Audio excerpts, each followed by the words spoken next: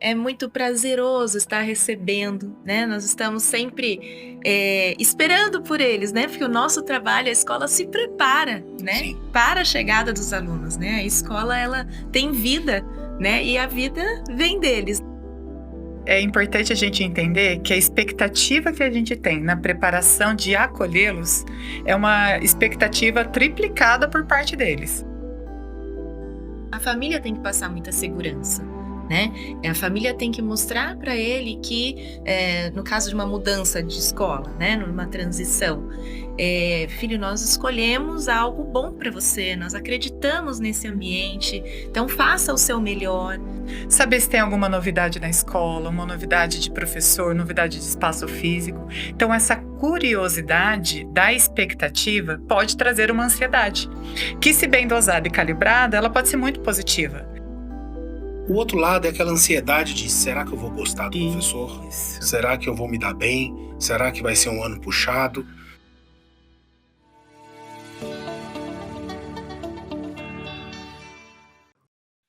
Olá, pessoal, sejam muito bem-vindos a mais uma edição do Planck Talks. É um prazer estar aqui com vocês mais uma vez, vocês já sabem, meu nome é André Guadalupe, sou cofundador e diretor aqui do Colégio Planck, e a gente está sempre produzindo aqui conteúdos que sejam relevantes, que sejam interessantes para você, no dia a dia da escola, na relação pais-estudantes, na relação familiar, na relação professor-aluno, aluno-professor. Então a gente busca sempre trazer temas que sejam do interesse das famílias que estudam aqui no Planck e das famílias de uma forma geral. E para iniciar esse ano, Navarro fez um barulhinho ali, mas faz parte do estúdio. Para iniciar esse ano, a gente trouxe um tema na presença de duas orientadoras para falar um pouquinho sobre o início do ano letivo. A gente vem aí de um período longo de férias, praticamente dezembro, janeiro inteiro. As crianças se divertiram, passearam, brincaram muito, assistiram bastante televisão, ficaram muito tempo no celular, muito tempo no computador.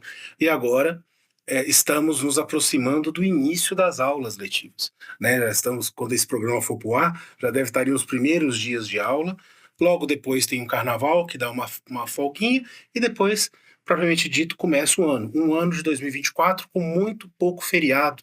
Vai ser um ano bastante intenso. Os feriados acabaram batendo nos finais de semana, então é um ano mais intenso, e o que é muito bom do ponto de vista cognitivo, de aprendizagem, a gente vai ter mais oportunidade de ter as crianças no colégio. Então, para falar um pouquinho sobre esse engajamento dos estudantes no início do ano letivo, a gente convidou duas feras aqui que lidam diretamente com os alunos. A Jussiele, que é orientadora educacional, trabalhou já com a gente nos sétimos anos, oitavos, e agora com o desafio aí de nono, primeiro e segundo, né, Ju? Isso. Junto com a Ana Cláudia Martins, que entrou no time esse ano e que já está somando bastante no período de formação que nós tivemos em janeiro. E as duas vão estar dividindo a orientação de nono, primeiro e segundo ano. Isso. A gente vai falar um pouquinho de ensino médio, terceira série, mas também vamos falar do sexto ano, que são os alunos mais novos aqui no colégio. Então, Ju e Ana Cláudia, sejam muito bem-vindas. Prazer ter vocês aqui. Gente, vamos lá. A gente está falando de um início de ano letivo, né? Eu fiz aqui a abertura sobre o que a nossa audiência vai assistir aí na próxima hora. Como é que é para vocês esse momento dos alunos voltarem para a escola? Como é que a gente está preparando uma série de novidades aí para eles? É um ano diferente, o aluno passou de ano, então ele vai para um ano subsequente. Como é que é para vocês receber um estudante nos primeiros dias de aula e engajá-lo para um ano aí de aprendizado? Quem quer começar falando? Vamos lá. Pode começar? Vamos lá. Bom, é um momento muito gostoso, né? É muito prazeroso estar recebendo, né? Nós estamos sempre esperando por eles, né? Porque o nosso trabalho, a escola se prepara, né? Sim. Para a chegada dos alunos, né? A escola, ela tem vida, né? E a vida vem deles, né? Da alegria deles. Então, é um momento muito gostoso poder recebê-los, né? Com um sorriso, né? Cada um traz um sorriso diferente, um abraço. Então, para a gente é um momento muito importante, tá? Olhando nos olhinhos, dizendo bem-vindo, bom retorno, né? Esse momento é um momento de muito prazer para a gente. E eles chegam ansiosos, Ju? Como é que você enxerga isso? Bastante. É importante a gente entender que a expectativa que a gente tem na preparação de acolhê-los é uma expectativa triplicada por parte deles. Saber se tem alguma novidade na escola, uma novidade de professor, novidade de espaço físico. Então, essa curiosidade da expectativa pode trazer uma ansiedade, que, se bem dosada e calibrada, ela pode ser muito positiva. Então, assim, a escola, o engajamento da escola com o estudante é um espaço afetivo, né, que transcende só o que ele vai aprender de português, matemática, química, física. Então, esse vínculo afetivo com o espaço escola, ali nas suas pessoas, nos seus lugares que ele vai descobrir, desbravar, pode trazer essa ansiedade, que, se bem organizada e dosada, ela é muito positiva para a curiosidade, para essa expectativa boa. Agora, a ansiedade de uma criança aí que está indo para a pré-adolescência do 6º ano, que está chegando pela primeira vez no Planck, de um estudante da 3ª série, se dá diferente nesse engajamento, né? São expectativas e perspectivas diferentes, mas engraçado que o bonito é que quando eles se encontram aqui, parece que tem o mesmo ritmo de ansiedade, que é do novo, que são dos novos propósitos, das novas conquistas, dos novos desafios. Então é uma ansiedade bonita, mas essa ansiedade também ela precisa ser muito dosada com a família, né? Na preparação dessa chegada aqui no primeiro dia de aula. Então, acho que esse é um ponto importante, porque eu percebo, né, das crianças, eu estou indo para o meu 32º ano como professor, né? São Pouquinho. 32 anos. E a gente percebe que nas férias, a gente tem os estudantes que viajaram. Hoje em dia, ainda mais dentro do perfil do Planck, muitos viajam para o exterior, ou viajam para outros estados, vão para visitar os avós, às vezes no interior, vão para a chácara. Então eles saem bastante do seu ambiente, né? Do seu quarto, da sua casa, eles acabam passando um tempo fora. Ao mesmo tempo que tem a vontade de estender as férias, eu gostaria que as férias durassem mais, tem aquela vontade de voltar para a escola, para o lado social da escola que você colocou bem, que é, vou reencontrar os amigos que muitas vezes eu não vejo, porque nas férias às vezes o círculo fica mais restrito a um ou outro mais próximo, então ele vai rever amigos, vai ver que eles ficaram um pouco diferentes. Hoje eu vejo que eles se mantêm em contato pelas redes sociais, pelo WhatsApp, mas encontrar pessoalmente vai ser no primeiro dia. Então, ao mesmo tempo que eu vejo eles muito contentes, abraços muito fortes, eu vejo que no primeiro dia eles se abraçam, eles querem o contato, eles querem contar novidade.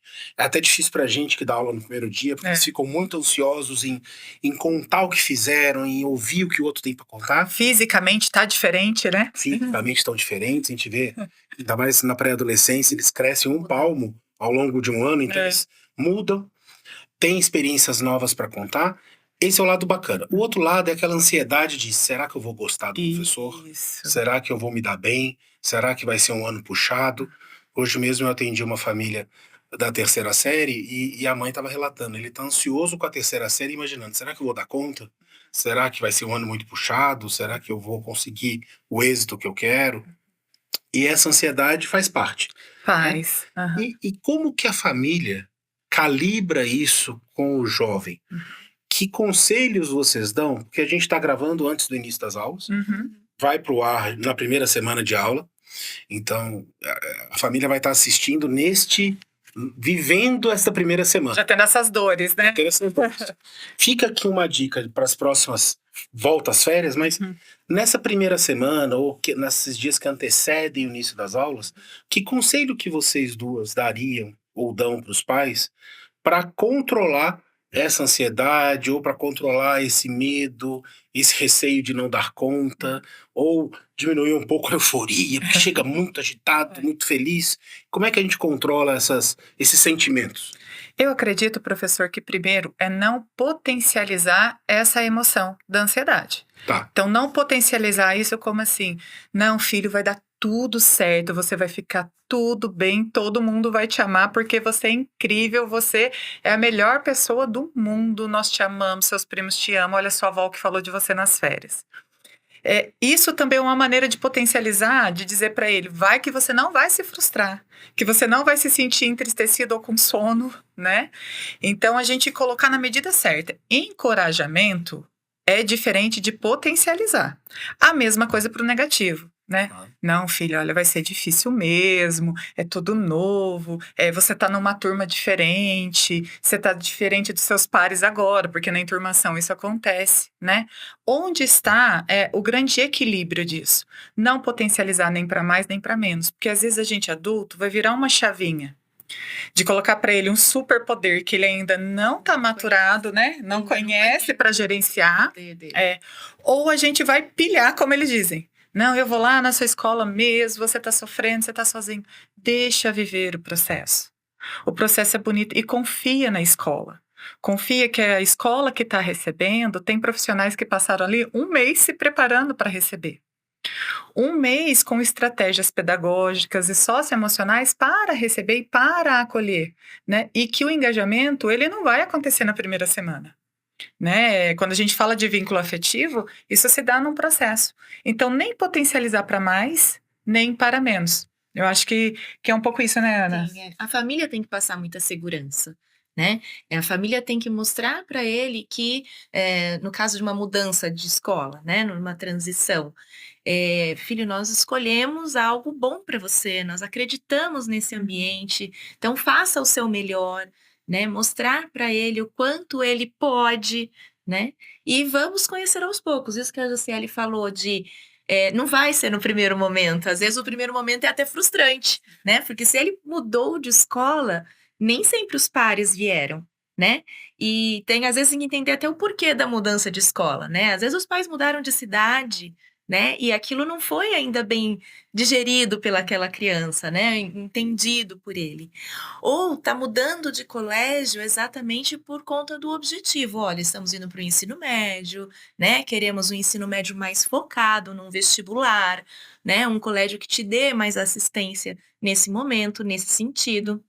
Então, a família precisa mostrar que ela confia no trabalho do colégio, né? Que vai existir uma parceria para poder tranquilizá-lo, Acho que é né? parecido quando a gente leva filho para tomar vacina, e que a gente fala assim, vai doer demais ou não vai doer nada. Sim, Uhum. Só vai uma doer. picadinha. Vai doer. Vai doer. Não vai ser tão, ou leva no dentista, ou uma situação assim. Uhum.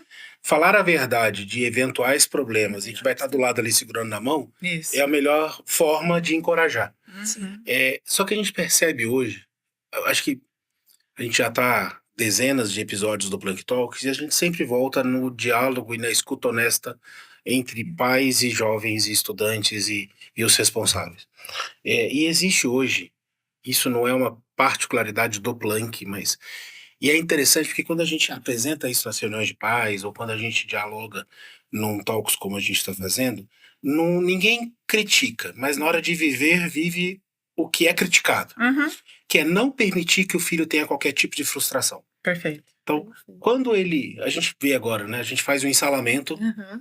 dos alunos e por alguns critérios, que a escola não é aleatória, a gente não joga para cima, quem cai no Isso. círculo tá na mesma sala, não é dessa forma, e muitos pais questionam, e eu não acho errado o pai questionar, mas às vezes a forma como coloca é assim, meu filho está frustrado, meu filho está triste, Uhum. ele não ficou com um amigo na sala dele, e eu queria que ele voltasse pro amigo, porque isso vai impactar muito na vida dele, ele não vai conseguir estudar e ele não vai aprender. Uhum. E às vezes essa separação, o pai não percebe, que às vezes a gente separou porque conversava muito na aula, ou porque o outro precisava de um outro ambiente, ou porque o outro não queria ficar com ele. Tem uma série de variáveis. Não é contra, né? Não é contra, né? Tem uma série de variáveis que a escola, com critério e com cuidado, não arranja sarna para coçar, ela faz essa divisão. Mas na essência é muito pai não querer que o filho sofra nenhum tipo de Perfeito. frustração. Uhum. Então eu fico imaginando às vezes uma cena em casa que o filho vê, nossa, eu fiquei no 8º B Uhum. e meu coleguinha ficou no 8º A e eu quero ficar junto com ele. Uhum. E o pai fala assim, peraí que o papai vai em defesa de você. Vou ligar lá e imagina, a gente tá pagando. Por que você tirou só ele? Por que você tirou só ele? Por que ele não tá com os amigos? Uhum.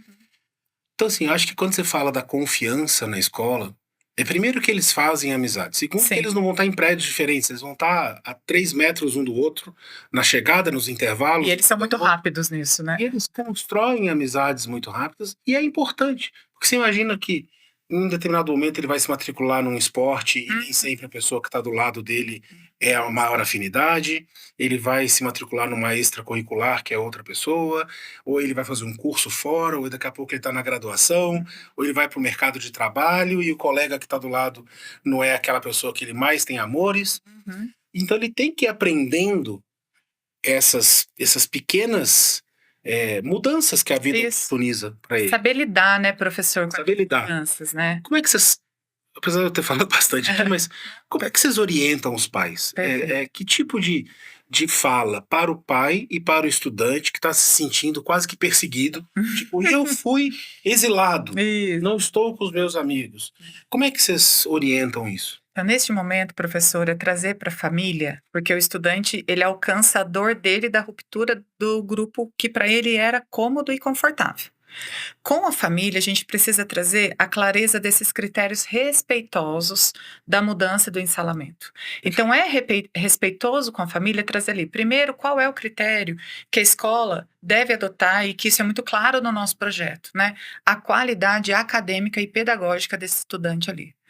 Às vezes ele está se desenvolvendo, mas ele ainda não está no seu potencial máximo, porque ou ele vai acompanhar o grupinho que ele está e ele não quer se despontar, porque ele ainda não tem maturidade para alcançar isso, ou ele precisa se ver num outro cenário para se testar. Isso não é confortável. A gente testar na zona de conforto, onde a gente domina ou o grupo ou o conteúdo, é mais simples. Aonde a gente não domina, é mais desafiador. Se a gente for olhar para a gente, tudo que a gente adulto vai testar e que gera incômodo, a gente tende a procrastinar. Imagina isso para um adolescente de 12, 15, 16 anos, que tem o conforto ali de saber que quando ele chega meio assim, murchinho, a outra já fala, você já me mandou um WhatsApp 3 horas da manhã, eu já sei que você não está bem, né? Então, a gente se encantar para aquilo que a gente pode alcançar como potencial, eu estou falando do acadêmico, né, que vai para o social também, é o primeiro critério que nós analisamos enquanto colegiado. A promoção de amadurecimento e enriquecimento pedagógico para esse estudante e social vai ser benéfico? Então a gente faz a troca.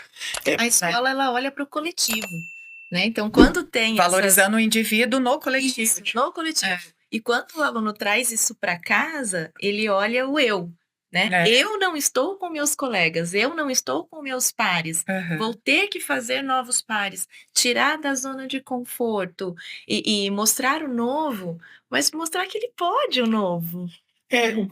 O que eu interpreto é assim, quando eu não vou entregar a minha idade, mas talvez alguns anos atrás, minha mãe acho que nunca soube de que sala eu era. Se eu era do primeiro A, primeiro B, primeiro C. Lembrando que aqui no Planck, ser do A, do B, do C não faz a absoluta menor diferença. Perfeito. É uma forma só de nominar as turmas, porque o professor precisa saber para que sala que ele vai. Isso. Mas não tem a ver com a qualidade. Tem a ver com qualidade. Está no A, B, C ou D. São turmas igualmente homogêneas ou igualmente heterogêneas. Né? É algo muito que o Planck acredita. Então, quando meu pai não sabia, minha mãe não sabia nem que turma eu estava. Né? Hoje existe essa preocupação maior em manter a zona de conforto. E acho que o principal ponto que eu peço aos pais é que interpretem que nesse início do ano letivo é o encorajar para o novo. Perfeito. E principalmente ouvir, porque às vezes só precisa ser ouvido. Né? Quantas vezes vocês na orientação, o aluno senta, conversa, vocês ouvem, dialogam, respondem com perguntas para que ele mesmo possa organizar, né?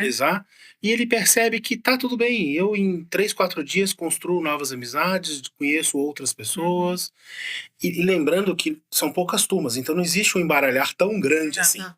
Né? E que as outras atividades são juntas por ano certo. Então, eles têm um passeio pro NR. Isso. Eles vão juntos, são sétimos juntos, oitavos juntos. Eles estão nos intervalos todos juntos, na hora do almoço juntos, à tarde o tempo todo. E durante as aulas eles estão a metros uma sala da outra. Isso. Então acho que esse é um ponto importante de oportunidade de crescimento, mas não é feito de propósito, não é feito propósito que eu digo para machucar, para constranger, nada disso. É porque existe um comitê, um conselho nosso que fala, olha, esses grupos precisam ser quebrados, e esse grupinho dá mais trabalho para os professores se a gente separar vai ser melhor para eles, a sala vai render mais. Nessa situação, ele vai potencializar os saberes dele, né? E esses são pontos importantes para o começo do ano, porque eu percebo, Ju, e aí já avançando um pouco na cronologia, antes do início tem essa ansiedade do vir para o colégio, tem o sentimento bom, vou encontrar os amigos, vou para o meu ambiente social, vou para o meu ambiente preservado, que é o que a pandemia se mostrou, que a escola é fundamental, tem um ambiente do jovem, porque quando com a idade dele. Com a idade dele. Tem a ansiedade do bem e do mal, ele vem para a escola. Chegou aqui, novos amigos, novos colegas, novos convívios, e aí ele começa a assistir às aulas. E aí ele vai, isso é um ponto que até vou, se já isso aqui foi pro ar depois de um círculo de pais, eu devo ter falado. O seu filho não vai gostar com a mesma intensidade de todos os professores. Perfeito. Ele não vai gostar. Ele vai ter professor que fala assim, nossa, que legal, amei, admiro. E tem professor que fala assim, tá, ok, mas não tem uma empatia absurda. Não vai ser com todos.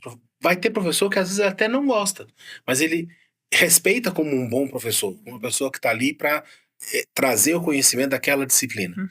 Mas hoje tem-se a expectativa de que eu vou gostar de todos. Perfeito. Eu tenho que amar todos. Todos têm que ser os meus youtubers preferidos. E aí não vai ser. Como é que lida com isso? Nem tudo na vida vai ser bom o tempo todo. Isso. Então, esse é um ponto, Ana Cláudia. Como é que você enxerga essa questão do vai ter professor que eu não vou ter tanta paixão assim? Isso é comum. Em todas as trilhas que ele fizer na vida, ele vai encontrar, né, pessoas com quem ele vai se identificar mais ou não.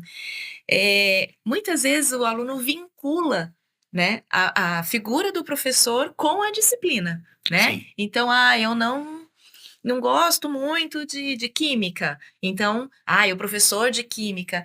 Na verdade, o que a gente orienta muito é que ele se permita, né? Permita conhecer, vivencie antes de julgar, né? Na verdade, já vem aquele pré-julgamento, né? Então, vivencie. Interessante. É interessante esse. Pois não, Ju. Não, estava pensando quando a gente estava conversando sobre o tema com a Ana, engajamento hoje, esse termo de engajar-se em algo, e aqui a gente está falando da escola, da aula, da aprendizagem, né? Se a gente for colocar para essa meninada, que é a demanda que a gente trabalha aí, né, de Fundamental 2 e médio, engajamento para eles é like.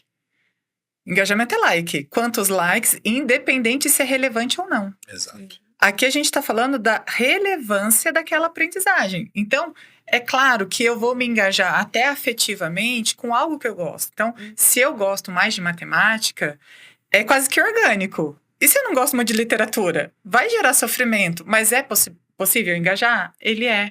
É impossível engajamento das duas figuras, do estudante e do professor, né?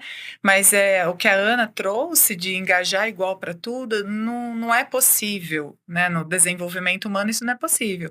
Agora a gente entender também que esse engajamento é uma cultura de like deles. Então, é like. Às vezes ele nem gosta da disciplina, ele nem gosta do professor, mas todo mundo tá dando like, ele vai dar like. A gente precisa ter cuidado. Meu melhor amigo, né? Meu melhor amigo gosta, então eu tenho... Meu melhor amigo não gosta, também tem que não gostar. Então cuidado com essa formação de opinião. Que é o efeito manada, né? Manada. E às vezes nós adultos conduzimos para essa formação de opinião sem critério. E a escola, ela tem os seus critérios claros ali. Ele não gosta de como aquele professor explica. Ele até explica bem. A gente ouve muito isso.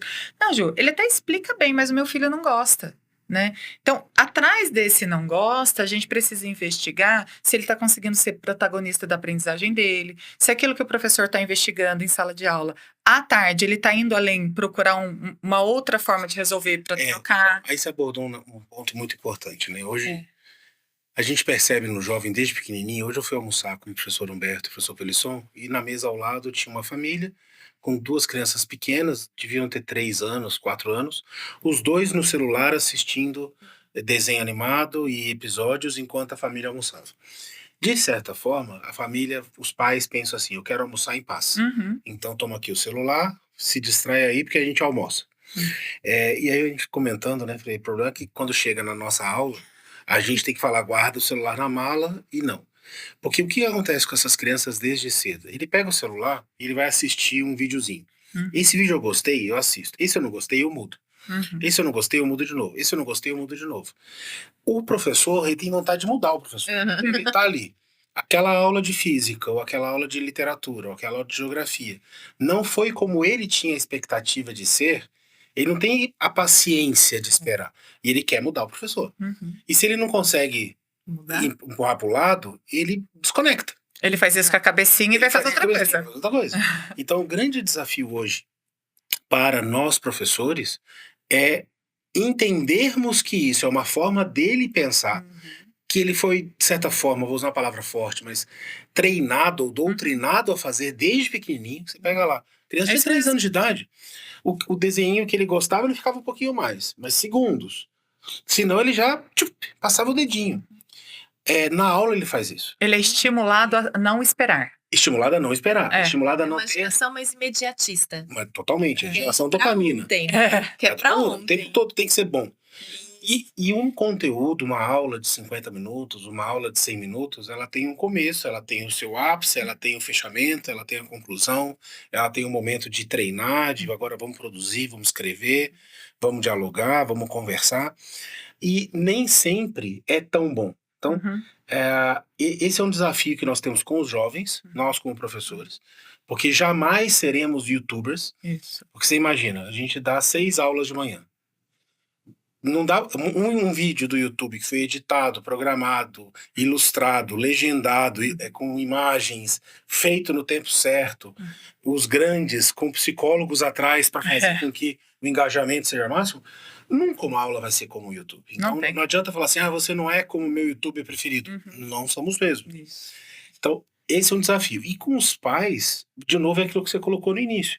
É o pai falar assim, mas calma, não é assim, é um curso. Uhum. Então, se permita, é o que você falou, né, Ana? Se permita gostar do professor. Isso. Se permita olhar. O professor, a escola não teve férias, né? A gente, desde o final do ano passado, que tá todo mundo trabalhando pro início desse ano. Isso.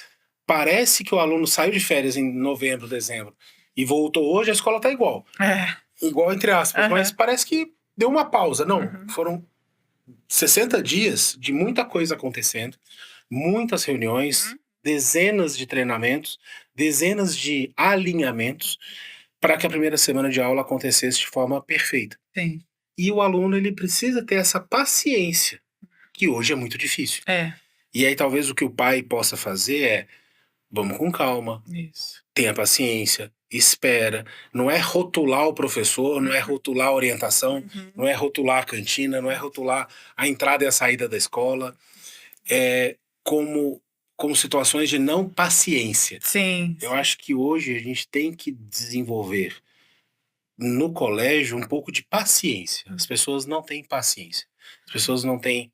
E não é ser paciente, não é ser submisso, não é ser condescendente com erros, nada disso. Essa paciência, professor, eu acredito muito que é entender a escola como um espaço de colaboratividade. Isso. Um vai colaborar com o outro. Coletivo. E coletivo. Colaboração coletiva. Coletiva, né? Não é eu-equipe. Eu sou a minha equipe na minha casa, com as minhas coisas, as minhas necessidades, né? Quando a gente fala de colaboratividade e protagonismo para um estudante, né? E aqui eu visualizo um pouco mais o ensino médio, ele começar a fechar esse leque de que tudo estava a favor dele, organizado para que ele fizesse um estudo. Agora não. Quando a gente fala de colaboratividade, ele precisa começar a olhar os seus educadores, os seus professores como o organizador daquele conhecimento que ele traz. Você trouxe um conceito muito importante. Né? Então, o professor ali, ele é o organizador daquele conhecimento. Porque às vezes você está lá com o estudante, eu dou aula também, né? Você está lá com o estudante, ele fala assim, mas isso que ela está falando, eu já vi 3, 4 falando. Não, e não é isso que ela está falando.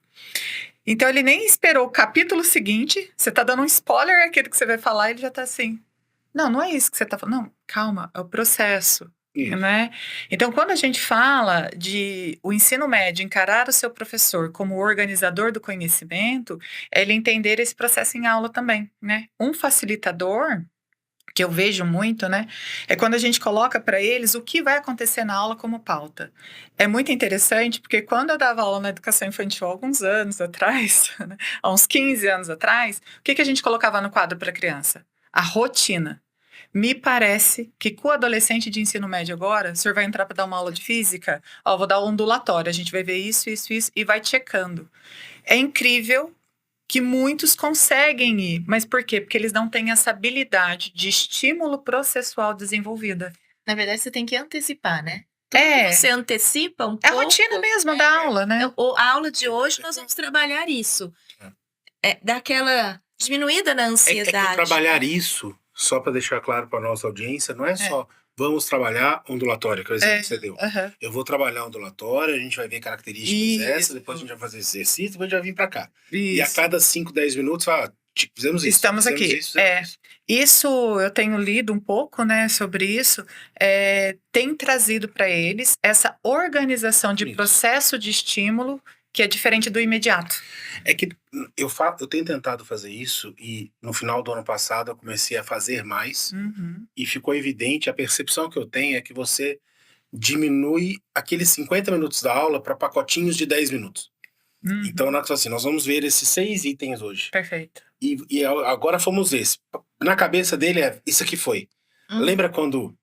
Eu nunca precisei muito disso, mas quando eu não comia quando eu era criança, a mãe fazia as montanhinhas de arroz com feijão. Isso. Aham. Então, arroz, feijão e carne moída. Aqui.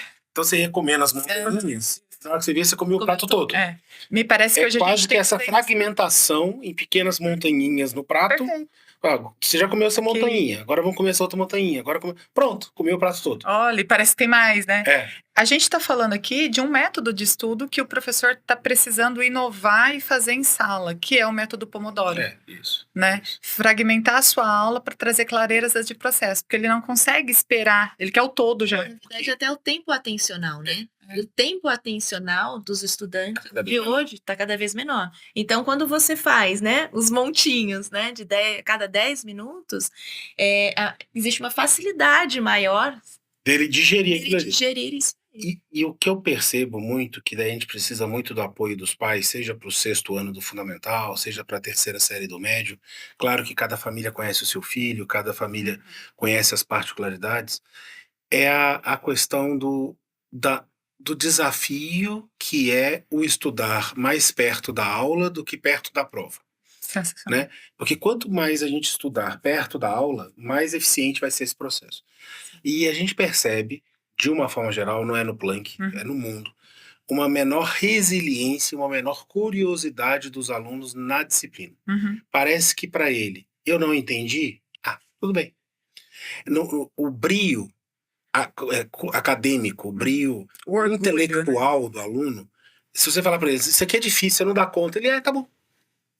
Ele não dói nele e fala conformismo, assim, como assim eu não consigo aprender isso? Como assim isso que ele está explicando eu não dou conta de aprender? Então eu acho Ele que não pega como um desafio, né? Ele não pega como, então agora eu vou dar conta. eu acho que essa questão do estudar, que eu acho que é o que o Planck tem conseguido fazer com os alunos, e acho que esse é um grande diferencial do colégio, que é despertar o gosto do aluno por estudar, por aprender. Esses dias eu encontrei, vou até citar, porque como meu exemplo positivo, o Jairo, que é pai do Antônio Sato. O Antônio Sato está se formando agora, no meio do ano, na Universidade de Toronto, no Canadá. E vai fazer uma pós nos Estados Unidos. E o Jairo, que é o pai do Antônio, muito presente, falou assim, e eu comentando com ele, mas o Antônio sempre gostou de estudar. Ele falou, não, gostar de estudar, ele estudava, ele era um bom aluno. Mas ele aprendeu a ter gosto por aprender no Planck. Então eu fiquei até muito feliz do Jairo ter colocado isso pra gente, porque assim, ele gostou de aprender no Planck. O prazer dele de pegar uma coisa que ele não sabia E fazer, né? e falar assim, aprendi, isso pra mim fez muita diferença. E ele levou isso pra faculdade. E eu tive o prazer de visitar o Antônio Sato lá em Toronto, no Canadá, o ano passado, e ele estava super contente que ele ia ter aula com um professor que ganhou a medalha Fields. Olha Então, só. para ele ter aula com um professor que ganhou praticamente o prêmio Nobel da matemática, para ele era um motivo de orgulho. Então, assim, vou ter aula com um cara muito fora da curva. Então, eu vou ter a oportunidade de aprender com ele. E eu acho que o que a gente fez com o Sato, que o Jairo gentilmente compartilhou com a gente faz com muito aluno. Que não é porque vai ter o vestibular, não é porque vai ter uma prova. Aprender é legal. Ser uma pessoa mais sofisticada é bom. Saber ler melhor é bom. saber me resolver melhor numa situação, de um problema, ser mais criativo, ter habilidades sociais de resolver um problema. Acho que isso é um grande diferencial do colégio. Sim. E a gente não consegue isso se não tiver paciência. A gente não consegue fazer isso se não tiver a vontade de aprender e a vontade de se permitir. Volto naquilo que você colocou, Ana Cláudia, que é se permita. Isso. Né? Eu acho que o maior engajamento vai existir na hora que o aluno entender. Eu não tenho que estudar porque eu tenho uma prova. Eu não tenho que estudar porque eu tenho vestibular. Eu não tenho que estudar porque senão o André vai ficar bravo, ou a Jo vai ficar brava, ou a Ana vai ficar brava, ou meu pai vai ficar bravo. Sim, sim. Não, eu vou estudar porque eu estou numa boa escola. O mundo está muito competitivo. E que se eu não tiver um bom repertório, uma boa bagagem, eu não vou realizar meus sonhos. É isso. E entender a relevância, né, desse conhecimento, né? Ser um adolescente relevante hoje é ele conseguir aplicar em pequenos hábitos. Eu gosto muito disso, né? O poder de pequenos hábitos positivos.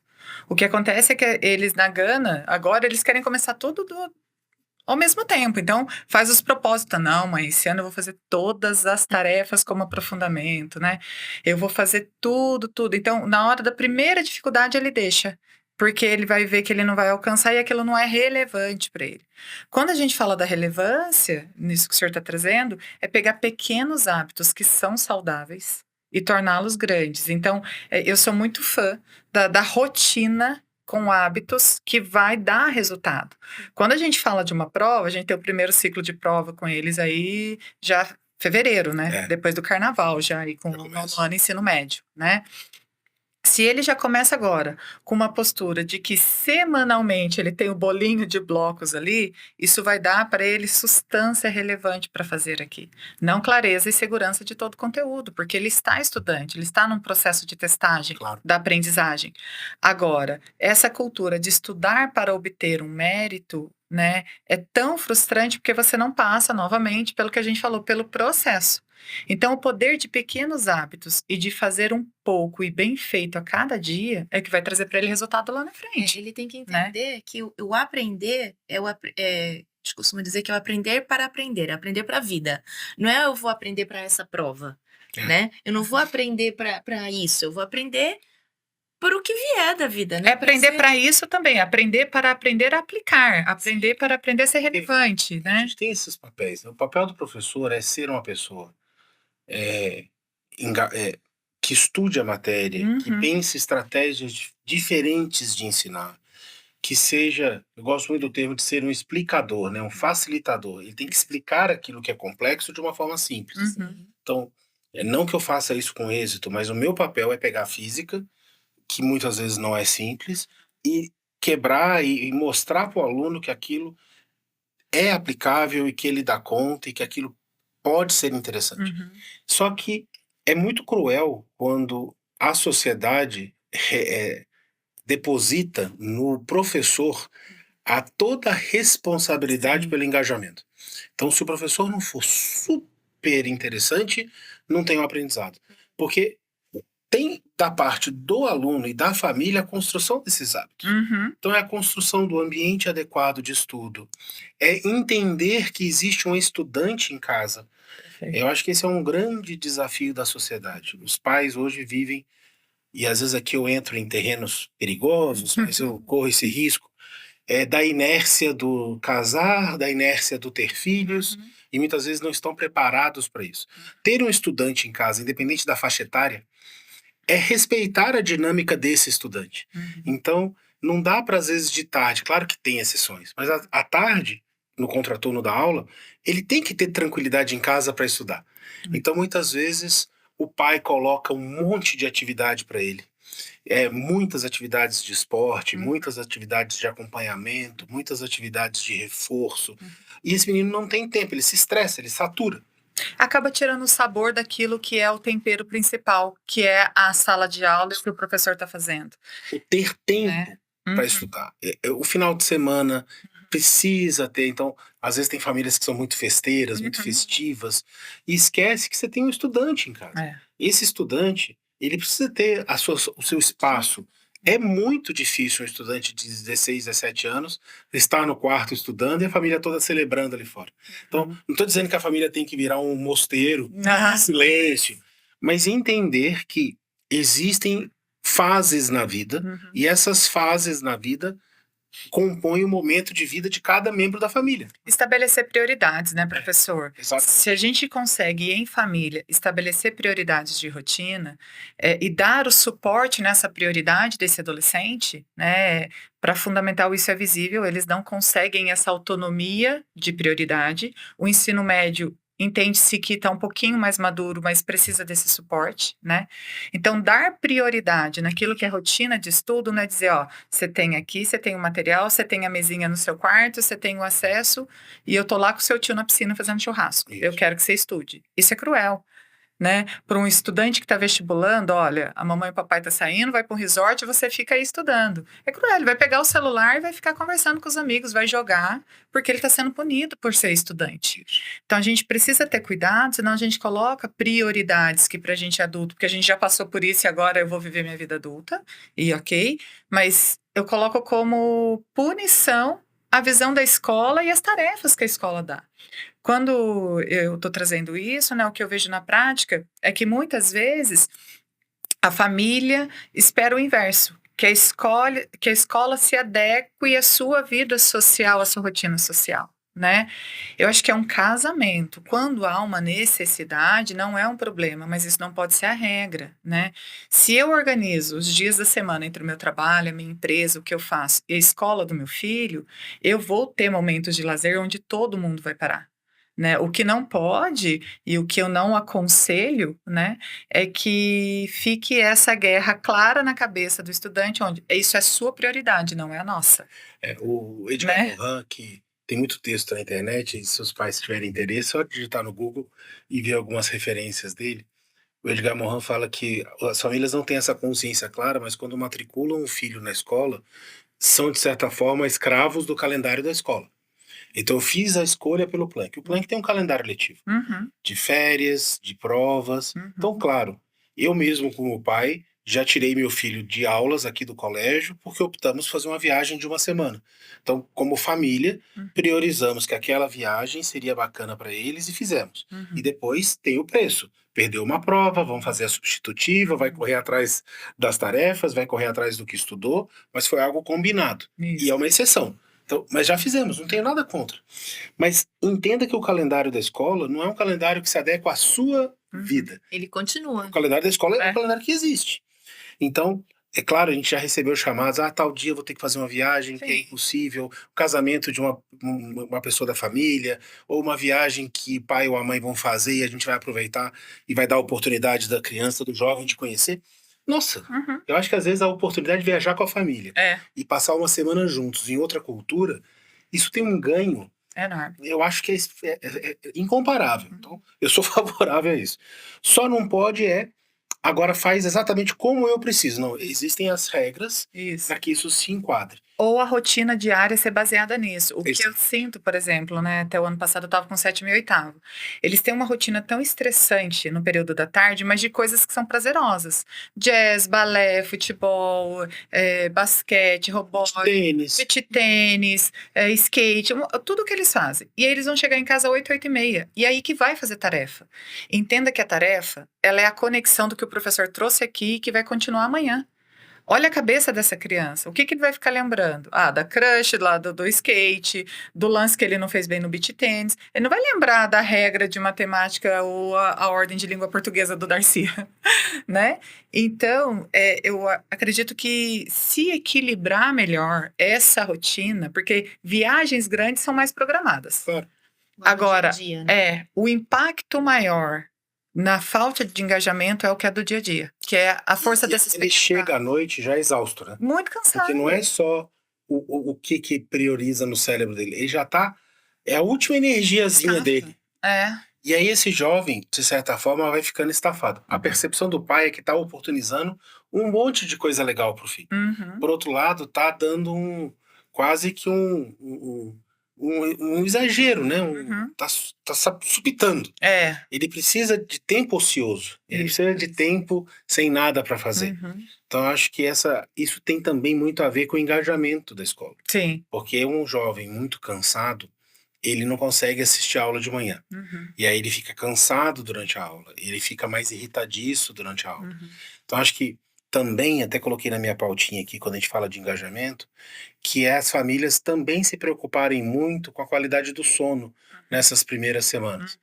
Eu vejo até em casa, né? Minha filha está indo para o 8º ano, e claro que nas férias o horário de dormir é um pouquinho mais tarde, dorme até um pouco mais tarde, e talvez nesses poucos dias antes do início da aula já tentar ir colocando o reloginho biológico de novo nos eixos. Então vamos dormir um pouco mais cedo. O horário da refeição. Acordar um pouco mais cedo. Voltar para a rotina, né? Porque hoje eles estão sem rotina, né? Eles estão vivendo gostoso. A minha até tem, mas assim, dorme um pouco mais tarde, acorda um pouco mais tarde, porque uma coisa é acordar às 9 nas férias, outra coisa é acordar às 5h40 no dia da aula. Então, não precisa acordar às 5h40 nas férias, mas já tenta ir equalizando. Umas 6h30, né? Um dia acorda, porque senão os primeiros dias... Eles são traumáticos. A gente já conhecendo isso do estudante, as nossas aulas começam numa quarta-feira. Por 2 motivos. Quando é segunda, a família toda entra no ritmo para segunda, então é mais abrupto. Sendo quarta, o pai e a mãe já estão trabalhando, já está numa rotina maior. Quarta-feira já é no meio da semana, ele já entra, na hora que vê sexta, a semana é mais curtinha. Isso. E aí ele já tem um final de semana para recuperar as energias. E vai voltando também essa rotina da alimentação, porque senão eles chegam na sala de aula e aí eles querem comer na aula, porque em casa levantava às 11, ia comer alguma coisa, ia almoçar 2 da tarde. Então, isso biologicamente traz uma organização para eles que academicamente vai precisar da cabecinha. E aí ele para do celular, para do canal que ele quer, do YouTube que ele gosta, ou do game que ele gosta, ou do momento de absoluto prazer nas férias, para agora 6 horas de aula, uma de matemática, uma de português, uma de geografia, uma de história e uma de inglês. E uma de orientação educacional falando sobre socioemocional ou projeto de vida. Então, eu acho que esse engajamento passa por as famílias tomarem cuidado nesse volta das aulas. Durante essas primeiras semanas, cuidar muito do sono. Tem que cuidar do sono o ano inteiro. Mas nas primeiras semanas, tá atento ao horário de dormir, tá atento ao horário de acordar, tá atento com... Nesses primeiros dias, às vezes tem um pouco mais de trânsito na cidade, apesar de São José ser tranquila, mas sair um pouco mais cedo, para chegar com mais tranquilidade, para que o estudante possa... Diminuir o nível de estresse para esse início. Para que ele chegue menos estressado. Menos pilhado. Onde está o uniforme está organizado, a mochila está organizada, onde eu vou comer, mãe, quem que vem me buscar, porque nem sempre são os pais. Deixar isso organizado não no dia. Não durante o WhatsApp, durante a manhã, né? Durante a aula. Né? E assim, e confiar que quem está na escola está preparado para fazer esse processo de retorno deles, de engajamento, né? Eu estava lembrando que com os pequenos, antes, quando tinha uma atividade que acho que todos nós que estamos aqui passamos e quem está ouvindo possivelmente. Quando a gente voltava de férias, o que a professora pedia pra gente? Vamos fazer uma redação do que você viveu. Como foi suas férias, vocês vão me contar. Gente, esse é um instrumento poderosíssimo. Ali você sabia qual era o repertório social e cultural daquela criança. Você sabia o que ela acessou, o que ela não acessou. Tinha criança que via com o amiguinho, fez alguma coisa muito, muito, muito, ele inventava uma história porque ele não queria ficar abaixo daquele. E isso é uma frustração, né? Então, ele não podia se sentir menos do que o outro. E a gente vive isso hoje, a gente só não pede para eles fazerem uma redação, mas tem uma intenção. Quando o professor de educação infantil, de Fundamental 1 fazia isso com a intenção era essa descoberta. Então, pode ter certeza que o professor em sala vai oportunizar isso. Né? Então, a gente estava conversando esses dias com a Júlia, que é a nossa orientadora da 3ª série. Ela foi pro Piauí e visitou arte rupestre. E ela estava contando pra gente. E eu falei assim, nossa, Júlia, está parecendo as crianças quando conta que visitaram um museu, que visitaram um espaço diferente. Né? O encantamento. Né? E que eles possam encontrar esse encantamento na sala de aula também, que é esse momento. E o que é interessante essa troca, né?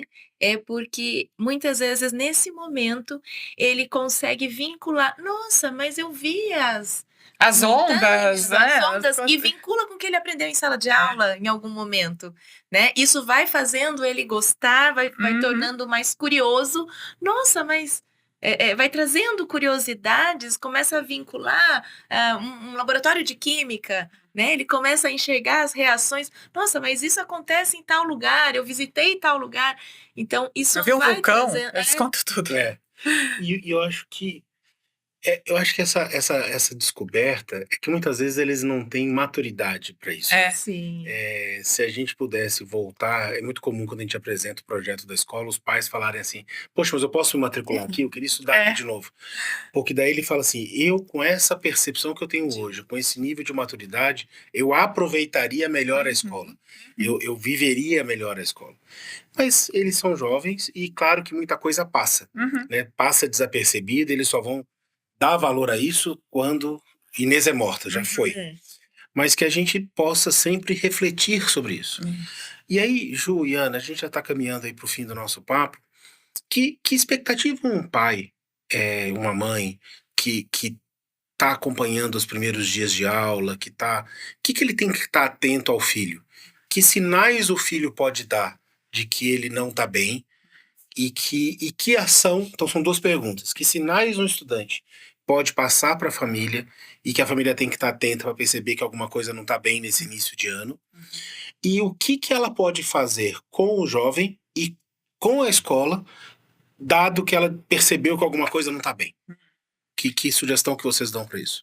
Eu acredito que a chave aí, professor, é a capacidade de fazer perguntas para o diálogo, não perguntas para acusar ou para defender. Isso é o mais difícil para a gente que é pai e mãe, né?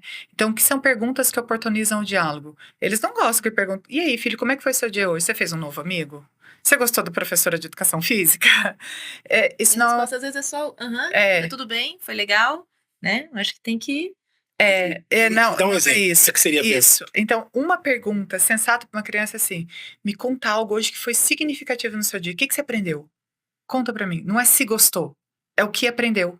Porque o que ele aprendeu, ele fala assim: mas não aprendi nada de novo. Opa, mas nada? Você não aprendeu nem se defender na fila da cantina? Não, eu nem fui pra cantina. Entendi. Né? Então, assim, lembra dos não ditos? Então, para uma criança aí que está do sexto, sétimo, oitavo ano, essas perguntas de não como você sentiu, se está feliz, se você... Não, feliz ele está quando ele voltou da Disney. Não quando ele voltou da escola que você perguntou às 5h40 da manhã, né? Então, as perguntas, elas não têm que vir com afirmativa de indução, mas de questionamento mesmo. O que você aprendeu de legal hoje? Me conta um pouquinho.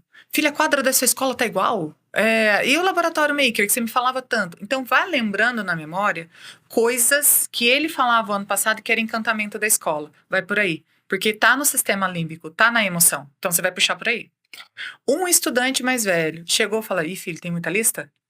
E agora? Você vai precisar da minha ajuda? Você precisa de mais tinta na impressora? Esse tipo de coisa, você tá se importando por aquilo que para ele pode parecer grande, que pode parecer um desafio, né? Então, ter essa sensibilidade de não afirmar e não colocar em xeque. Você fez muito amigo, você foi querido, ou você entendeu tudo, ó, você vai chegar, você vai fazer a tarefa, você vai almoçar. Calma. Calma. Tempo. Né? Dá um tempo, né? Então, puxa na memória de quem já estava, Tá. né? Então, e dos pequenos que estão chegando no sexto ano, né? Pede para ele elencar algo que ele mais gostou no dia. Mais gostou. Porque se ele não gostou ou algo tá gerando incômodo, vai vir mais rápido. Eu não gostei de nada. Se não gostou desse nada, para um pouquinho. Fala: de nada, mas de nada o quê? O que você não gostou? A cor da parede. Então, precisa ter essa perspicácia. Ana Cláudia, quer comentar? Na verdade, assim, e ouvir um pouco, né? Porque às vezes o aluno fala: nossa, eu odiei. Pera lá.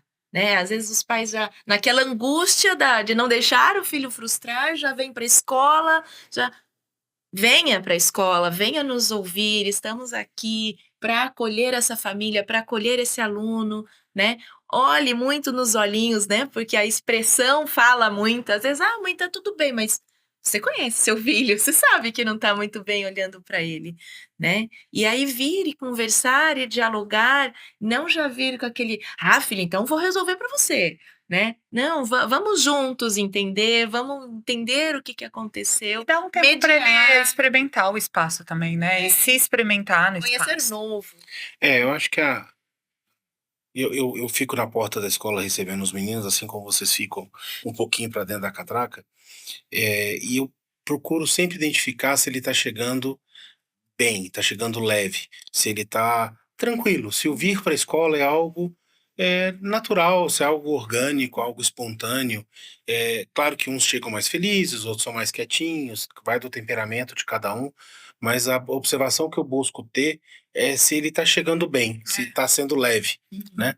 E se uma vez que isso está... Eu acho que essa é a observação que eu daria de conselho para vocês. No carro, quem traz os filhos, ou escuta a conversa entre eles no banco de trás, verificar se está tudo normal, porque nem todos os dias vão ser perfeitos, vai ter dia que brigou com um amigo, que se desentendeu, que não gostaram de alguma coisa juntos, e às vezes com coisas muito simples, é uma música, é uma playlist, é um jogo, é uma foto, é alguma coisa que não é nenhum mundo gigante, mas para ele é, né? E gera situações de desconforto. Então eu acho que vale observar muito, entender se ele está vindo de uma forma leve, se ele está gostando, essa dica que você deu do tipo de pergunta. E se você perceber que tem algo errado, Sim. perdurou ali 2, 3 dias, eu acho que não é no primeiro momento que não está bem, já venho, mas dá tempo ao tempo, dá um Isso. pouquinho de paciência. Deu 2, 3 dias, você percebeu que algo não está bom, manda uma mensagem para a escola, seja aqui no Planck, seja outra escola, entre em contato, fala, tenho observado que o meu filho está assim, assim, assim, como é que ele está aí? Que Isso. percepção que vocês têm? Será que eu que estou... Às vezes a ansiedade está no pai, às vezes a ansiedade está na mãe. Eu que estou enxergando, tá tudo bem, o que vocês estão vendo? Queria ir bater um papo, ou vamos marcar um telefonema, ou vamos marcar uma videoconferência, ou eu consigo ir aí na escola, Perfeito. para conversar. Eu acho que o papel da escola e das famílias é trabalhar em parceria com o desenvolvimento do estudante, né? Então, a gente quer o bem do aluno, a gente quer que esse aluno se transforme na sua melhor versão. Isso. Eu acho que o espírito de colégio, e o Planck é assim, e todas as outras escolas deveriam ser assim também, é fazer com que o aluno, todo dia, na hora que ele vai embora, ele foi embora melhor do que ele veio. Nossa. Então ele saiu um pouco melhor, ele soube resolver mais um conflito, ele fez uma nova amizade, ele aprendeu um novo conceito, ele se inspirou com alguma coisa que o professor deu, ele teve uma curiosidade em aprender alguma coisa que ele está louco para chegar em casa e pesquisar, que ele tenha curiosidade pelo novo. Então, eu acho que esse é o papel da escola. Sim. Então, se você está percebendo que nada disso está acontecendo, tem alguma coisa errada. E pode ter mesmo. E aí eu acho que a família tem que procurar a escola. Nunca enxergando que a escola tem a obrigação de resolver isso imediatamente, mas como juntos, família e escola, entendendo aquela pessoa, conseguem melhorar aquele jovem. Que a proposta da escola é fazer o aluno se tornar a sua melhor versão. Que esse jovem possa gostar de aprender, gostar de estar perto, gostar de conviver com as pessoas, né? Hoje a gente está num mundo muito individualista, está num mundo muito egoísta, está num mundo de muita pouca tolerância, está num mundo de muita polaridade. Se eu gosto de A, você tem que gostar de A. Porque se você não gosta de A, você é meu inimigo. Você está fora da bolha. Isso vale para hábitos alimentares, isso vale para esporte, isso vale para ideologias, isso vale para política, isso vale para esporte. Sim. Então antes eu via que as pessoas brigavam por causa de futebol, hoje brigam por causa de tudo. Tudo é motivo para, se não é igual a mim, é meu inimigo. Então que a gente passe a ter mais tolerância, e a escola é um lugar de construção de tolerância. Sim. De construção de respeito. Acho que esse é o principal ponto. Ju, Ana Cláudia, que recado final vocês deixam aí para os pais, para os estudantes, nesse início de 2024, no início do ano letivo? Um pouco de tudo que a gente falou, mas que recado que vocês dariam para um pai, para um estudante que está iniciando agora 24? Eu acredito que muito esse ano é um ano de clareza da energia que a gente quer depositar nos nossos filhos, no nosso estudante, né? Essa energia para o bem, essa energia para a colaboratividade coletiva, né? O senhor falou aí, e era uma coisa que já estava muito no meu coração mesmo, assim, quanto mais colaborativo e coletivo nós formos, mais fortes a gente fica. A gente viu isso na pandemia. Isolamento não fortalece ninguém, né? E agora, o que a gente tem vivido é um boom de necessidade individual para o coletivo, né? Então, essa energia em depositar para aquilo que nos encoraja, para aquilo que nos traz mais conhecimento relevante é o que é importante. Então, se eu sei muito de matemática, eu sou um pai que sei muito de matemática, eu posso encantar o meu filho quando ele não estiver encantado lá em casa. Se eu sou uma mãe que sou médica e sei muito de biologia, eu posso ser a primeira encantadora em casa. Eu sei que eu não sou a professora, mas eu posso ser a encantadora. Então, a clareza de energia que eu estou dizendo é essa, uma clareza educativa que soma com a escola. É isso que eu desejo muito esse ano. E, Ju, eu concordo muito com o que você fala, e lembrou, acho que nós já conversamos sobre isso, ou nós, ou com outro convidado que sentou aqui, né, no nosso estúdio, que é o quanto o jovem se espelha nas atitudes do pai, no gostar ou não de trabalhar. É, É, por exemplo, eu acho que para os meus filhos, eu sempre transmiti o quanto eu gosto de trabalhar e trabalhar é bom. Que uhum, tem desafios, tem dias que era melhor que o dia não tivesse uhum, existido, que tem dias que são espetaculares, mas que todo dia é legal e que quando eu volto, sempre foi um dia bom. Acho uhum, que eu escolhi trabalhar com educação, né? Então a educação tem esse dom. E os meninos sempre viram que trabalhar é bom. O uhum. pai que chega em casa e fala: nossa, hoje foi difícil, nossa, como é ruim, ó, ganhar dinheiro não é fácil. Uhum. Esse menino vai criando uma birra com trabalhar, uma birra com responsabilidades, uma birra com rotinas, que é ruim. E a Então, gente está tirando a oportunidade da você dignidade está dele, né? trazendo o inspirar na matemática, na biologia, mas é um inspirar no trabalho, é um Na vida. inspirar na vida, é um inspirar no que nem todos os dias vão ser ótimos, Uhum. mas que vale muito a pena, É isso. que é muito legal fazer e que estudar vale a pena. E que os alunos que estudam em grandes escolas, e eu gostaria que todas as escolas do Brasil, com toda a modéstia de lado, fossem iguais ou melhores que o Planck, que todos tivessem a oportunidade de conviver com pessoas boas, como eles vão conviver aqui. Eu acho que esse é o grande diferencial do colégio, Perfeito. o time de pessoas que compõem o Planck todos os dias. Uhum. E aí esse jovem que convive com essas pessoas, ele volta melhor, Sim. né? Eu acho que você colocou esse depósito de esperança do coletivo. Eu acho que está muito bonito e eu É. concordo com você. É. Na Cláudia. A Ju me deixou sem palavras. Não é? Ela foi brilhante. Achei que Foi muito foi, boa foi, sua foi, foi colocação, muito né? boa. Porque eu acho que é isso, né? É um time, né? Trabalhando para o bem comum. O que nós queremos é que o aluno saia daqui cada dia melhor, Melhor, é. né? Aguçar a curiosidade, porque eu acho que nada melhor do que aguçar a curiosidade, porque quando eu estou curioso, eu vou em busca de, né? Eu vou em busca de entender um pouco melhor, eu vou em busca e eu chego em casa com aquele encantamento nos É. olhos, né, com o que eu aprendi. Então, assim, eu acho que 2024, tô entrando, sou nova no time, né? Então, esse meu encantamento que eu possa passar isso para os alunos, né? Você está vivendo Eu isso estou nesse vivendo momento, isso né? junto com eles, né? Então, assim, estar preparando esse ano, como o senhor disse, né, professor? Nós já estamos preparando 2024 Já tem. desde 2023, na verdade, né? Então, assim, que esse encantamento mesmo por esse ano, um ano novo, ano de novas conquistas, né? Seja um ano muito especial para eles, né? Que esse ano seja muitos vínculos, né? Que as famílias possam estar mais vinculadas à escola, né? Como o senhor disse, que eles possam visitar mais. Acho que a confiança é muito importante. Eu acho Isso. que no momento em que a família não confia na escola, está na hora de trocar. É. Está na hora de buscar outra escola que tenha alinhamento de valores. Não há assunto que qualquer pai não traga para a gente que a gente converse com naturalidade numa mesa. Sim. Né? Não há pauta, não há questão, não há crítica, não há sugestão que esse pai não possa sentar conosco e colocar. Né? Muito do nosso papel está ligado a isso. Sim. Né? O professor Humberto fica um pouco mais ligado aos professores, eu fico mais ligado às famílias, o professor Pelisson fica mais ligado a toda a estrutura, ao trabalho de bastidor aqui, apesar de estar muito presente também, mas que nenhum assunto não pode ser tratado. Então, se nesse início de 24 ou ao longo do ano, qualquer família, qualquer estudante sentir que tem algo que poderia ser melhor, que poderia ser diferente, que não tenha receio em nos procurar. Não é no grupo de WhatsApp que vai ser resolvido, É. vai ser aqui, com os interlocutores que têm o interesse legítimo de resolver. Eu acho que a gente tem Eu estou muito feliz com o ano de 24. Eu acho que vai ser um ano muito gostoso, um ano muito leve.